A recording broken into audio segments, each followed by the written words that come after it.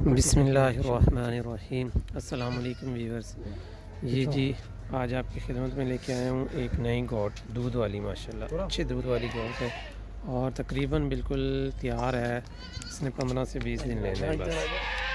माशाल्लाह अच्छी काली डबी बकरी है, अच्छी हाइट में, लेंथ में।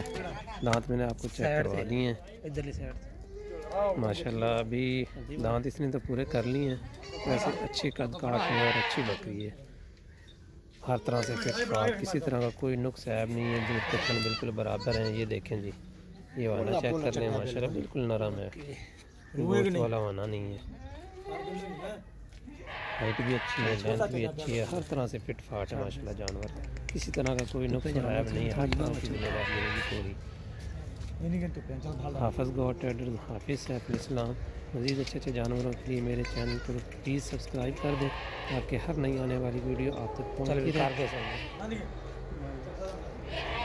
और आपके चैनल सब्सक्राइब करने से मेरी भी हौसला अफजाई होगी ताकि मैं भी आपके लिए नई से नई वीडियोस अपलोड करता हूँ। की याद आ गया। ये जी देखें जी, इसका चाल देख लें।